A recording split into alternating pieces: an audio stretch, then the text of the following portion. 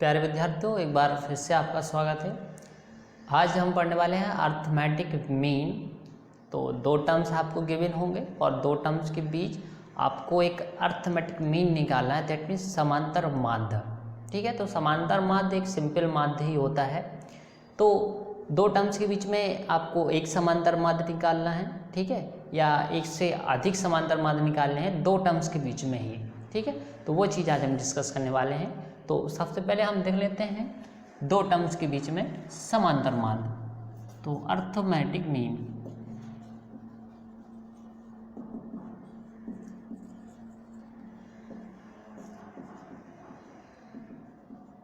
समांतर माध्य, ठीक है, ऑफ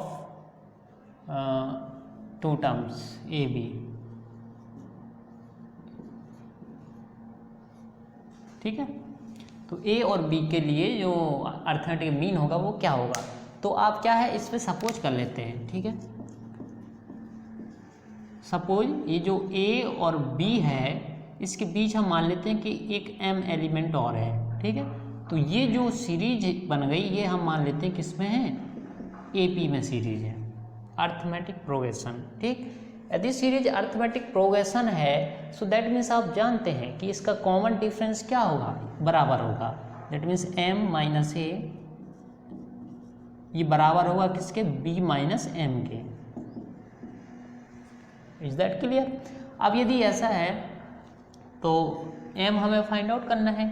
ठीक है, एम को ही हम बोल रहे हैं अर्थमेटिक मीन। तो एम निकालिए तो इसको इस तरफ लाइए, इस एम को एक तरफ कर लीजिए, तो ये एम तो है ही और ये माइनस एम इस तरफ आएगा प्लस एम, यहाँ बचेगा बी एंड ये माइनस ए इस तरफ आएगा प्लस ए हो जाएगा।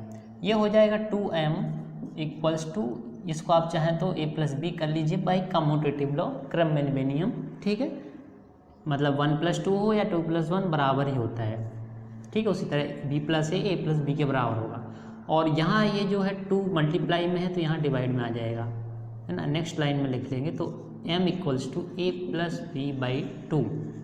ठीक है, इसको आप बोले अर्थमेटिक मीन, तो ए एम से आप इसको डिनोट कर सकते हैं। ये जो दो राशियां हैं ए और बी उसके बीच का एक समांतर माध्य निकालना है, हो गया। ठीक है, चलिए अब इसी पे हम आपके क्वेश्चन भी दे देते हैं। जैसे क्वेश्चन ये आ गया, find the arithmetic mean between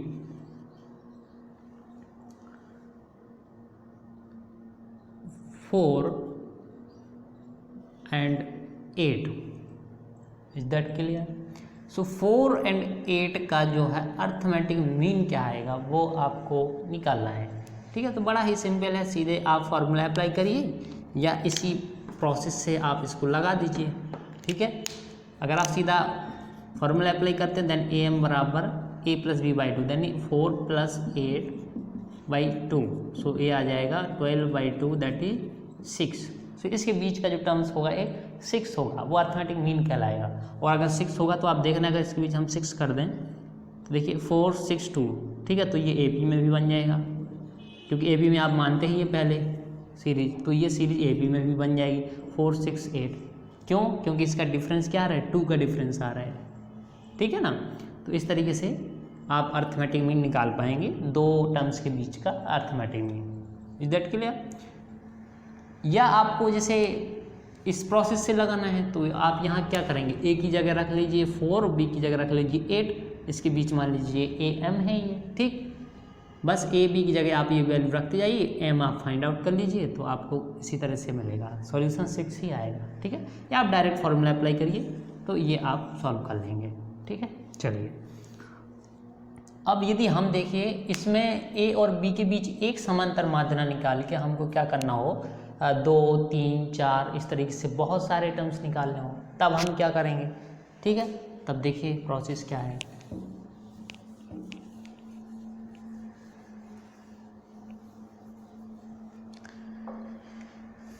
तो इसके लिए हम मान लेते हैं कि जो हमारी सीरीज है ए पी में वो किसी तरह से है, ए और ये पहला एलिमेंट और ये लास्ट एलिमेंट हमने मान लिया ए और बी। ठीक है, अब इसके बीच हमें क्या करना है, 1 2 3 इस तरीके से काफ़ी टर्म्स निकालने हैं जो अर्थमेटिक मीन है या टर्म बोलते हैं आसान भाषा में, कोई दिक्कत नहीं, ठीक है।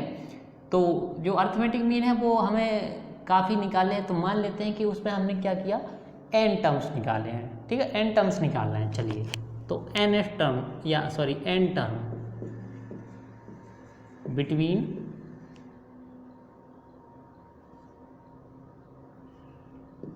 A एंड B, तो A और B के बीच क्या करना है, n टर्म निकालना या NAM, ठीक है।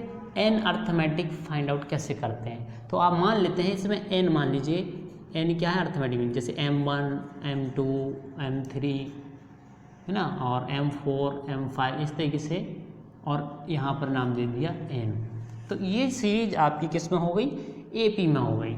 ये सीरीज हमने मान ली कि AP में है, अर्थमेटिक प्रोग्रेशन में है, ठीक। अब देखिए अगर अर्थमेटिक प्रोग्रेशन है दैट मीन्स इसका मतलब क्या होगा, इसका मतलब ये होगा कि इनका जो डिफरेंस होगा वो क्या होगा, बराबर बराबर, M1 minus A M2 minus M1, ठीक, इस तरीके से B माइनस MN, इनका सबका जो डिफरेंस होगा जिसको आप कॉमन डिफरेंस नाम देते हैं, D से नोट करते हैं, वो बराबर होगा, दैट मीन्स कांस्टेंट होगा, ठीक। सो ये अर्थमेटिक प्रोग्रेशन है। चलिए अब इसमें अगर हम आपसे बात करें कि इसमें फर्स्ट टर्म क्या है, तो फर्स्ट टर्म A हो जाएगा, लास्ट टर्म क्या है, लास्ट टर्म हो जाएगा, तो फर्स्ट टर्म गिवन होगा, लास्ट टर्म आपको गिवन होगा B, ठीक है, यानी L, ठीक है। ये फर्स्ट टर्म को आप A से ही नोट करते हैं तो A ही माना है आपने, ठीक है, और लास्ट टर्म B, तो इसको L लास्ट टर्म है। चलिए लास्ट टर्म गिवन है, फर्स्ट टर्म गिवन है, एक चीज़ और गिवन होगी, नंबर ऑफ टर्म। तो नंबर ऑफ टर्म्स कितने गिवन होंगे, तो देखिए n आपने माने हैं यहाँ बीच में, जितने आपको निकालना है वो रहेंगे, जैसे 4 निकालने तो 4 रहेंगे, लेकिन 2 आपको ये भी गिवन होंगे क्योंकि सीरीज में काउंट होंगे, तो 4 जैसे निकालना तो 4 और 2 कितने हुए, 6 हो गए। इसमें n आपने माने हैं तो n तो ये रहेंगे और ये रहेंगे, तो n की जगह आप क्या रखेंगे, n की जगह आप रख देंगे n+2। नंबर ऑफ टर्म्स क्या होंगे, जितने आप मान रहे हैं, जैसे n माना है उसमें 2 को और ऐड कर देंगे, सो n+2 हो जाएगा, ठीक है। So number of terms given होगा, लास्ट टर्म गिवन होगा और फर्स्ट टर्म गिवन होगा, बस एक चीज़ गिवन नहीं होगी, कॉमन डिफरेंस। तो कॉमन डिफरेंस आपको निकालना पड़ेगा, तो इसके लिए आप फॉर्मूला अप्लाई कर देंगे, L = A + n - 1 × D। D निकाल लेंगे, n गिवन है, A गिवन है, L गिवन है, D निकालेंगे। जब D आ जाएगा तो देखिए A पता है आपको, D पता है। अब ये टर्म्स आपको निकालने हैं, जैसे 3 निकालने हैं हमें सपोज, ठीक। तो इस टर्म का मान क्या होगा, तो M1 = जो होता है वो, अगर हम इसका कंपेयर कर दें किससे, जनरल श्रेणी से, A + D A+2D A+3D, बात समझ रहे हैं। इसी तरह A + n - 1 × D से और B, ठीक। तो देखिए M1 किसके बराबर होगा, A + D है, तो अब M1 आपको निकालना है तो इसको हम A + D करेंगे, A आपको पता है, D आप फाइंड आउट करेंगे, वो वैल्यू पुट अप करके इसको निकाल लेंगे, ठीक। इसी तरह से M2 A + 2D AD के मान रखिए, कर लेंगे, ठीक, समझ में आ गया होगा। अब देखिए हम एक क्वेश्चन इस पे लगाते हैं, यही प्रोसेस से इसमें हम जो है अपना लेंगे।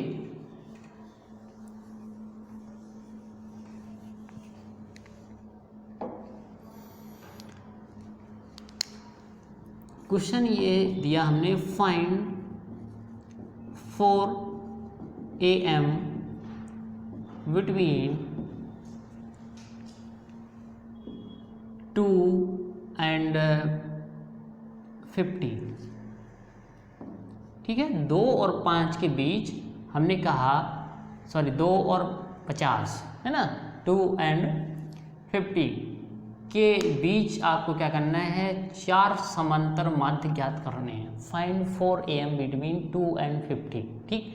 प्रोसेस क्या रहेगी आपकी, जब आप सॉल्यूशन करेंगे तो सबसे पहले आपको सीरीज माननी पड़ेगी AP में। तो सीरीज क्या मानेंगे, देखिए ये 2 एंड ये 50, ये 2 टर्म्स तो आपके पास रहेंगे ही, 4 टर्म्स और ज्ञात करने हैं, तो 4 इसके बीच में मान लेंगे आप, M1 M2 M3 and M4।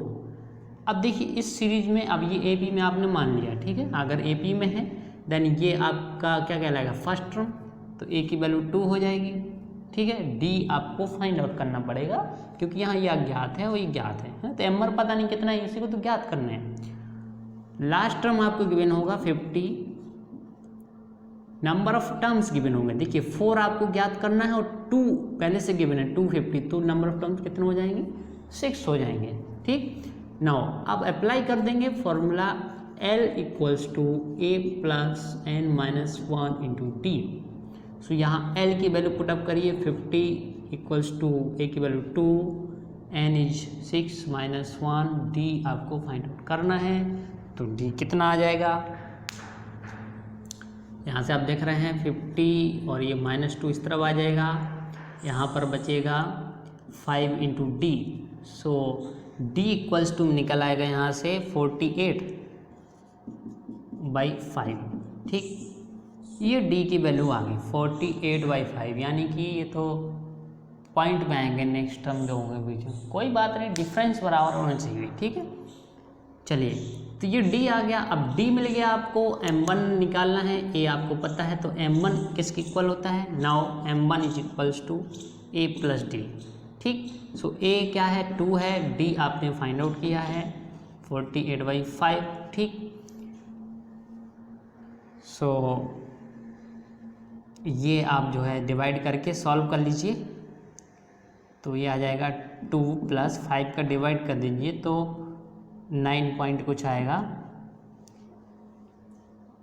9 and 5 and 0, 9.5 मान लीजिए। ठीक है, तो इसको ऐड कर 11 पॉइंट कुछ आएगा 5। ठीक है, तो ये m1 आ जाएगा और इसी तरीके से आप m2 निकालेंगे तो a प्लस 2d और ये a का मान रखें 2 इंटू 48/5, इसको सॉल्व कर लेंगे तो ये आपका m2 आ जाएगा। इसी तरीके से आप जब m3 निकालेंगे तो m3 equals to a plus 3d रखेंगे, यहाँ पर a की वैल्यू 2, 3 इंटू d इज 48/5, इसे सॉल्व कर लेंगे। ठीक है, तो m4 निकाल लेंगे इसी तरीके से a प्लस 4d। ठीक है, सो a का मान रखेंगे 2, 4 इंटू डी इज 48/5। तो इस तरीके से आप ये जो है m1, ठीक है, m2 and m3 m4 find out कर लेंगे। तो ये 4 टर्म्स आपको मिल जाएंगे किसके बीच में, जो है 2 एंड 50 के बीच में। ठीक है, तो ये क्वेश्चन हमने थोड़ा सा अपने हिसाब से लिया था, इसलिए डी की वैल्यू इसमें थोड़ा फ्रिक्शन आ रही है, लेकिन कोई दिक्कत नहीं, डिफरेंस तो हमें बराबर ही आएगा। ठीक है, क्वेश्चन लेकिन आपको जो बुक्स में मिलेंगे उसमें डी की वैल्यू कुछ इस फॉर्म में नहीं निकलेगी। ठीक है ना, चलिए मेथड आप समझ गए, करना क्या है, सबसे पहले आपको इसको एपी में लिख लेना है और जितने टर्म्स निकालने हैं वो बीच में मान लेने हैं। नंबर ऑफ टर्म्स जो ये माने हैं आपने, जैसे 4 माने हैं, 2 और ऐड कर देंगे 6 हो जाएगा। लास्ट गिवन होगा, लास्ट टर्म गिवन होगा, फर्स्ट टर्म गिवन होगा, ये फॉर्मूला अप्लाई करके आप डी की वैल्यू निकाल लेंगे। जब डी मिल गया, ए आपको गिवन है, तो इस श्रेणी की आप कंपेयर कर देंगे जनरल सीरीज से। जनरल सीरीज क्या होगी, a plus D, a plus 2d, है ना, और a plus 3d, a plus 4d and ये तो l हो जाएगा लास्ट टर्म। तो बस इतनी ही सीरीज है जिसमें 6 टर्म्स हैं, ये टर्म्स आपको निकालने हैं बस। ठीक है, a d के मान रखते जाइए, निकाल लेंगे। ठीक, चलिए तो अब इसमें क्या है कि एक लास्ट टॉपिक इसमें और बचता है। ठीक है ना, चलिए उसको भी हम आपको बता देते हैं।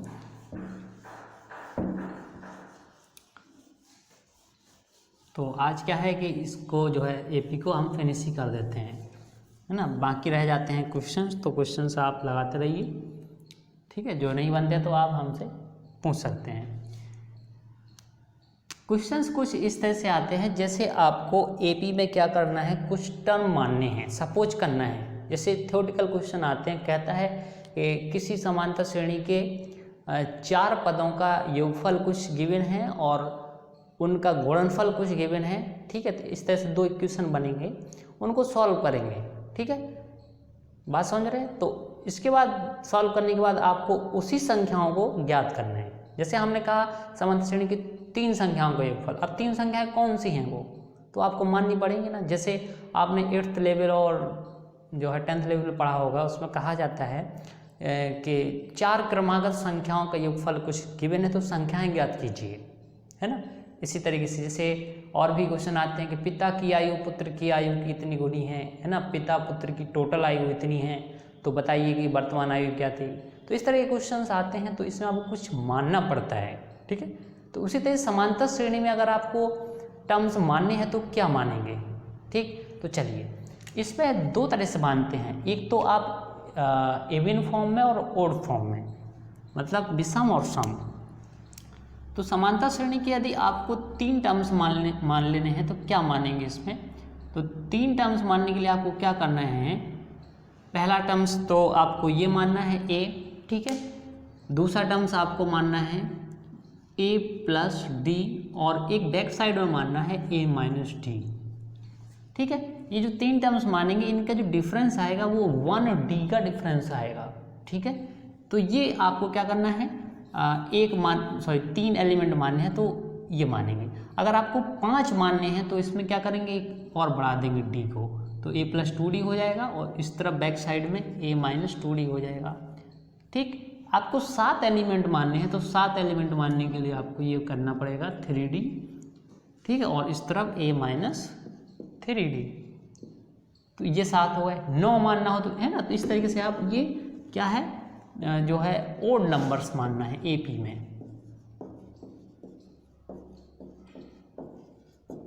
ठीक है। 3 संख्या माननी है, 5 माननी है तो एपी की संख्या ये मानेंगे। 3 माननी है तो आप ये 3 मानिए, 5 माननी है तो आप ये 5 मानिए, ठीक है। 7 माननी है तो आप यहाँ से लेके यहाँ तक 7, ठीक है। इसी तरीके से 9, तो आप ये सब मान सकते हैं। ये किसके लिए, विषम नंबर्स के लिए।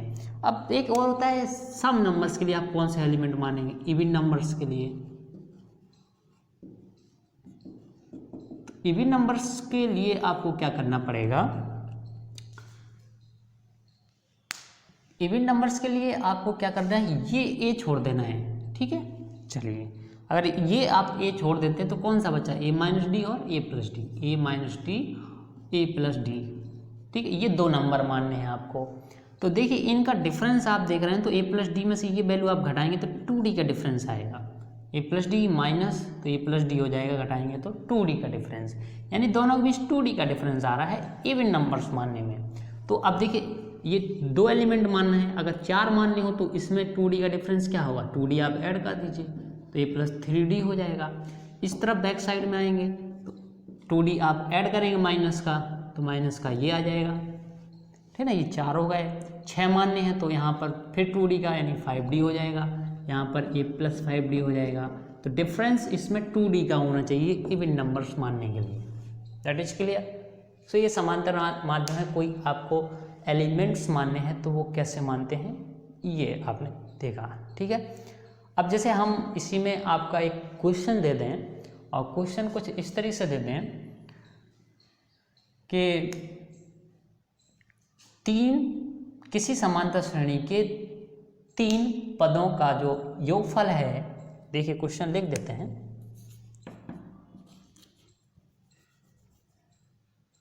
The some of 3 terms of AP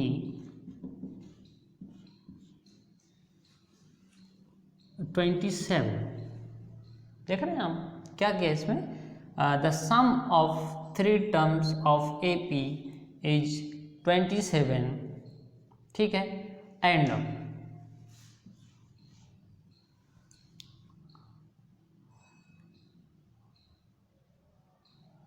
and product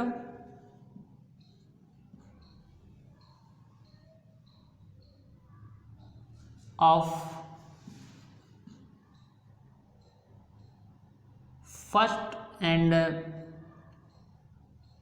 product of first and second term, first and second term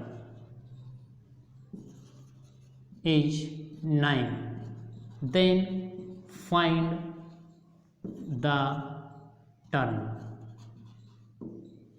देखिए क्वेश्चन क्या हो गया कि जो है 3 पदों का जो समांतर श्रेणी के 3 पदों का योगफल कितना 27 दिया गया है, और पहले और दूसरे टर्म का जो गुणनफल है प्रोडक्ट वो 9 दिया गया है, ठीक है। तो कहा गया कि वो टर्म्स ज्ञात कीजिए। अब टर्म्स ज्ञात करना है, वो टर्म्स क्या मानेंगे आप, तो सॉल्यूशन में आप करेंगे, लिखेंगे let 3 terms of A P are, 3 terms क्या मान लेंगे, ये a minus d, a and a plus d, ये 3 टर्म्स मानने हैं, इन्हीं को आपको ज्ञात करना है, ठीक है। हम क्या नहीं मान लेंगे। अब कह रहा है कि इनका जो सम दिया है योगफल, यानी कि इन तीनों का योगफल ए माइनस डी, ठीक है, ए और ए प्लस डी, इन तीनों का योगफल, तो ये प्लस लगा दीजिए, कितना दिया है 27। अब 27 दिया है, ठीक है, तो सॉल्व करिए आप डी, तो डी ये घट जाएगा, ए प्लस ए 3a हो जाएगा इक्वल्स 27। तो यहाँ ए मिल जाएगा आपको, कितना मिल जाएगा 9। ए की वैल्यू यानी फर्स्ट टर्म की वैल्यू आपको 9 मिल गई, ठीक है। अब डी और निकाल लीजिए, ए डी आ जाएगा तो 3 टर्म्स आपको मिल जाएंगे। तो डी निकालने के लिए आपको एक कंडीशन और गिवन है। कंडीशन क्या गिवन है, product of first and second. तो फर्स्ट एलिमेंट क्या है, ए माइनस डी, तो ए माइनस डी, इसका प्रोडक्ट किसके साथ, सेकेंड टर्म क्या है, ए, ठीक है। इसमें ब्रैकेट दे दीजिए, कितना है 9 है, ठीक है। अब अगर ऐसा है तो इसको सॉल्व कर लीजिए। तो ए की वैल्यू आप निकाल चुके हैं 9 माइनस डी, एंड ए की वैल्यू 9 रख दीजिए इक्वल्स टू 9। ये 9 से 9 डिवाइड है, यहाँ 1 बचेगा, तो 9 minus d equals to 1, and d equals to आ जाएगा 9 minus 1 that is 8। So d 8 आ गया, ए आपका 9 आ गया। देन क्या आप नहीं निकाल पाएंगे सीरीज के टर्म्स, तीनों टर्म्स निकाल लेंगे। देखिए यहाँ ए की वैल्यू आप रखिए 9 माइनस डी कितना है 8, तो ये 1 आ जाएगा, ठीक है।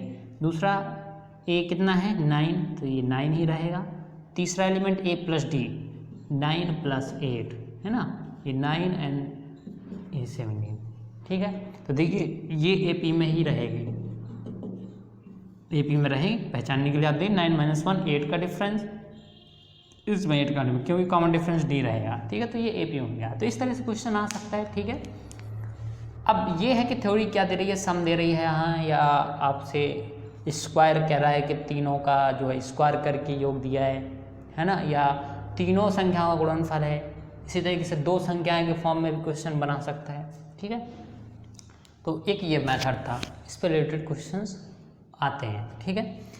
एक मेथड और होता है इसमें, तो वो भी आप देख लीजिए इसी में, ठीक है। फिर कल जो है मतलब अगला जो लेक्चर होगा उसमें हम आपको ज्योमेट्रिकल प्रोग्रेशन जो है बताएंगे। तो इसमें लास्ट टाइप क्वेश्चन का बचता है, वो और देख लेते हैं।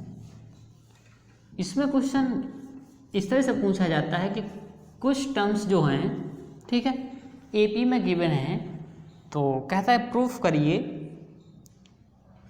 फिर कुछ और टर्म देगा, कहेगा ये प्रूफ करिए कि ये भी एपी में है। जैसे क्वेश्चन हम बना देते हैं, क्वेश्चन हम कुछ ऐसे ले लेते हैं, if a b c are in A P then prove that if so that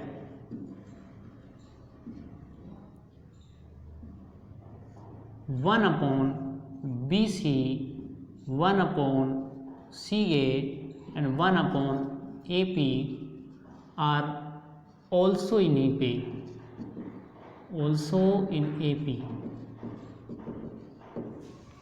Is that clear? So एक क्वेश्चन इस तरह से बनता है, ठीक है।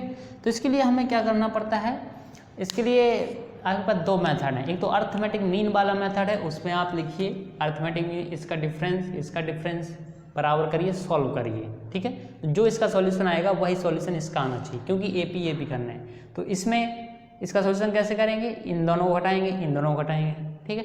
या एक बहुत सिंपल तरीका होता है, तरीका क्या होता है, प्रॉपर्टीज लगाने का। देखिए हम मान लेते हैं कि जो ABC है वो AP में है। अब देखिए अगर ये AP में है देन इनका जो है डिफरेंस बराबर होगा, ये तो क्लियर है, ठीक है। अब हमें ये चीज़ें लाना है कि ये AP में है, तो हम क्या करते हैं, ये जो नंबर्स हैं इसमें कुछ मल्टीप्लाई कर देते हैं, मल्टीप्लाई कर देते हैं 1 अपॉन ABC का, 1 अपॉन ABC, इसमें भी मल्टीप्लाई कर देते हैं 1 अपॉन ABC का, ठीक है। और इसी में सी में भी मल्टीप्लाई करते हैं 1/ABC का, यानी ABC का डिवाइडेशन। ठीक, चलिए यहाँ देखिए ये एलिमेंट आपको कट जाएंगे, ये AP में ही रहेंगे, इससे फ़र्क नहीं पड़ता है। अगर आप मल्टीप्लाई करें तो फ़र्क नहीं पड़ेगा। देखिए कैसे, जैसे हमने 1 2 3 लिखा, ठीक है, ये AP में है। अगर ये AP में है, ठीक है, और हमने इसमें मल्टीप्लाई कर दिया 2 का, तो यहाँ 2, यहाँ 4 और यहाँ 6, तो ये भी AP में ही रहेंगे। ये AP में था और हमने मल्टीप्लाई 2 का किया प्रत्येक एलिमेंट में, तो ये भी AP में ही रहा।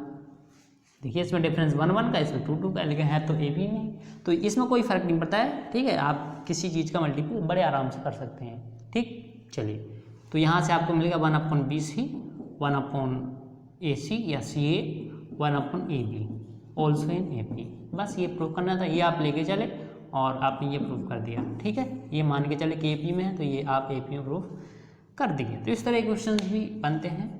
ठीक है ना, तो क्वेश्चंस और भी इसमें रहेंगे, तो आपको अपनी बुक्स से जो है क्वेश्चंस करने हैं। जो नहीं बनते हैं आप जो है इसी में कमेंट्स में जो है क्वेश्चंस को लिख सकते हैं, तो मैं आपको अगले लेक्चर में वो सॉल्व भी करवा दूंगा। ठीक है, चलिए तो आज जो है अर्थमेटिक प्रोग्रेशन हम फिनिश समझते हैं, और जब अगले लेक्चर में आएंगे तो वहाँ हम आपको डिस्कस करेंगे geometric progression. Thank you for watching.